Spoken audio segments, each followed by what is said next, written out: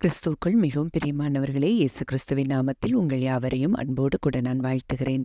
இந்த நாளிலும் தேவன் நம்மோடு கூட இடைப்படுகின்ற ஒரு வார்த்தையே மல்கியா 4ஆம் அதிகாரம் 2ஆம் வசனம்.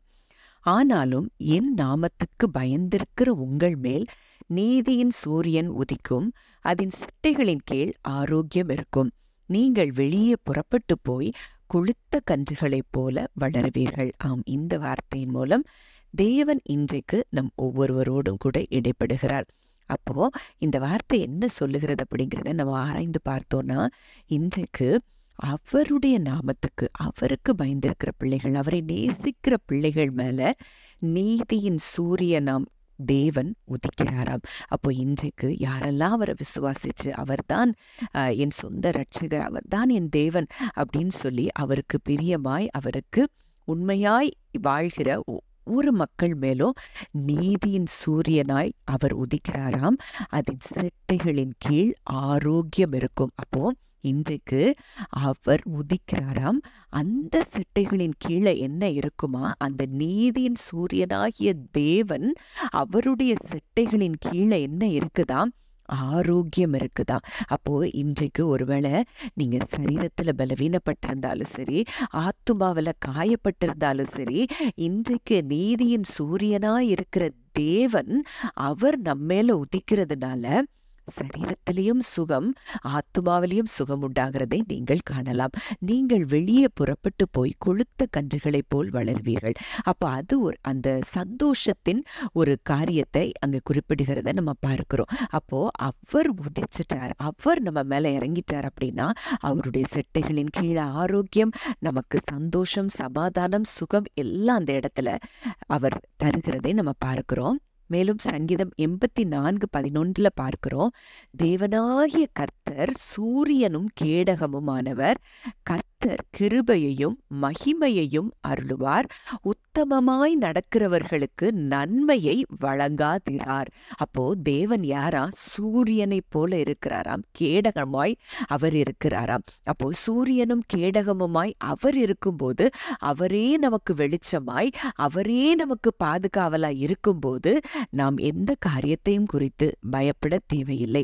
அவர் கிருபையையும் மகிமையையும் நமக்கு தருகிறாராம்.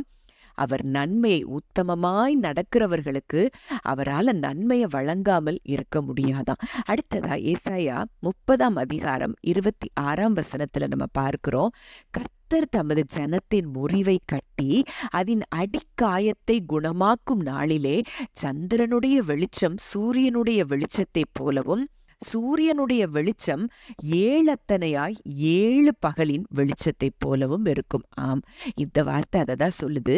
ஜனத்தின் முறிவை கட்டி, அதாவது இருதயம் நொறுங்கி போய் ஒரு முறிந்த நிலைமையில, ஒரு ஆத்துமாவில் ஒரு முறிவை சந்தித்த நிலைமையில இருக்கிற உங்களுடைய அடிக்காயத்தை அவர் குணமாக்குகிற நாள் எப்படிப்பட்ட நாளாம்? சந்திரனுடைய வெளிச்சம் சூரியனுடைய வெளிச்சத்தை போல மாறுமா? அந்த நாள் அப்படிப்பட்ட நாளா இருக்குமாம்.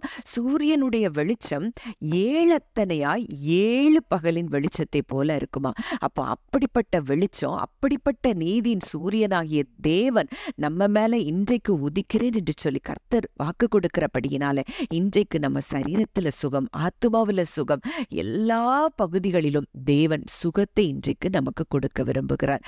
ஜெபிக்கலாம். அன்பின் பரலோக தகப்பனே, நன்றியோடு உம்மை நாங்கள் துதிக்கிறோம், ஸ்தோத்திரிக்கிறோம். அப்பா, இன்றைக்கும் நீர் எங்களோடு கூட இடைப்பட்ட உம்முடைய வார்த்தையின்படி என் நாமத்திற்கு பயந்திருக்கிற உங்கள் மேல் நீதியின் சூரியன் உதிக்கும் என்று சொன்னபடி, நீதியின் சூரியனாகிய எங்கள் தேவன் நீர் இதை கேட்கிற எங்க ஒவ்வொருவர் மேலையும் நீர் உதிக்கிறபடியினால இன்றைக்கும் உடைய செட்டைகளின் கீழே ஆரோக்கியம் மாத்திரம்தான் இருக்குங்கிறதுனால இன்றைக்கு இதை கேட்கிற ஒவ்வொருவருடைய வாழ்க்கையிலையும் அப்படிப்பட்ட சுகமும் ஆரோக்கியமும் உண்டாவதாக என்று சொல்லி நாங்கள் ஜெபிக்கிறோம். அப்பா, உம்முடைய வார்த்தையின் படியே ஆக கடவது என்று சொல்லி நாங்கள் ஜெபிக்கிறோம். தகப்பனே, நீரே எங்களுக்கு சூரியனும் கேடகமுமாய் இருக்கிறீரப்பா.